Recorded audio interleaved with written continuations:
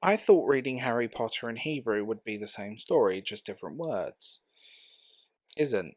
Somehow it feels older, sharper, like the same world but slightly rewritten underneath it.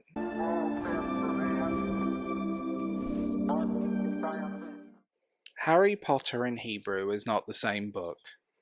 And I don't mean that in that, yeah, it's a translation. No, I mean it feels like someone took Harry Potter and just changed the internal scaffolding. Not enough that you pick it up straight away, but enough that it doesn't sit the same in your head. Because when you read books like these books enough, you're not really reading them anymore. You're hearing them.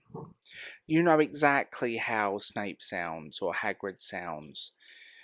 You can feel Hermione Granger is about to correct someone or come in and prove a point. And you don't even need to finish a sentence before Ron Weasley is already completing it in your head. And Hebrew breaks that completely. So I went in thinking this. Same story, different words. That's it, just translation.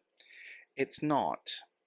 Because Hebrew doesn't just translate the books at all, it reshapes them. And that's the weird part, and you don't really notice it when you first start. It's the small things. Tone, pacing, word choice, and that they stick. And eventually you realise you're not reading the same version of the story you grew up with. You're reading a different version of the story that someone else grew up with. Because our versions of these stories are completely unique to us, our own experiences with them, especially that young. So I'm going to point out something. Hebrew is not a young language. It's ancient, but modern spoken Hebrew, the version these books exist in, that's relatively new.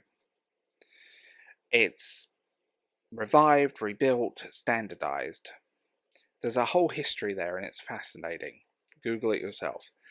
So when you're reading this in this strange combination of ancient structure doing something very modern, and you can feel that tension in the writing sometimes because English, especially British English, likes to linger. It softens things, it stretches things out, it lets moments sit.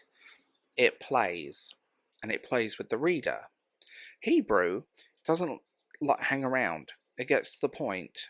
And sometimes that makes certain things land harder. And I mean that, it makes certain scenes feel a lot more intense, especially the crescendo at the end. Cleaner, sharper. But you do lose something in the translation.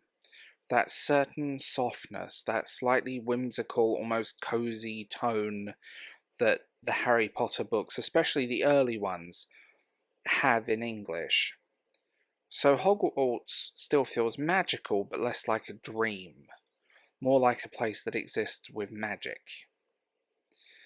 And then there's the way you actually read it, because Hebrew isn't usually written with vowels, so your brain is constantly filling in the gaps. You're not just reading, you're actively constructing it, which forces you to slow down a lot. And here's the thing. When you already know this story, the slowdown does something really interesting. It forces you to notice everything you normally skim past, every line, word choice, every decision. You stop reading the story and you start reading the translation.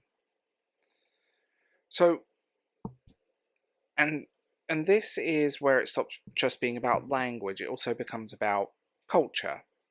Take something like Dumbledore. He loves sweets. In English, sherbet lemons.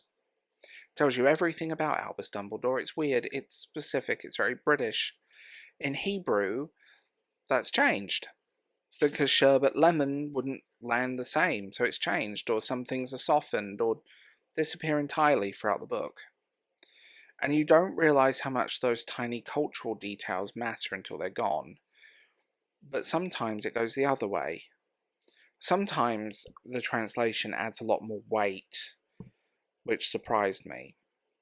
Like using something tied to Lilith instead of just saying hag. And now they're not just creepy creatures, they're mythology, they're history, there's something with cultural weight behind it.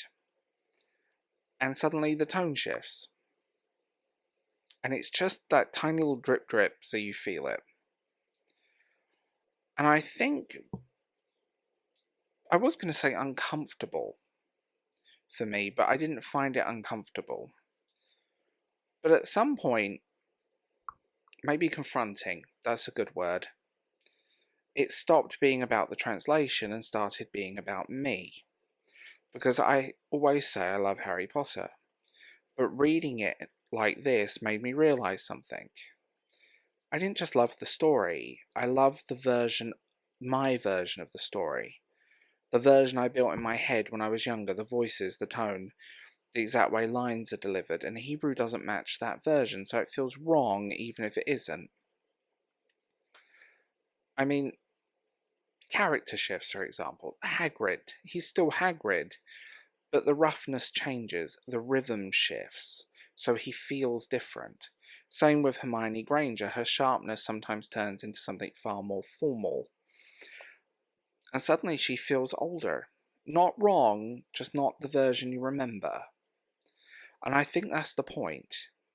Because we pretend stories are fixed, that there's one real version. There isn't.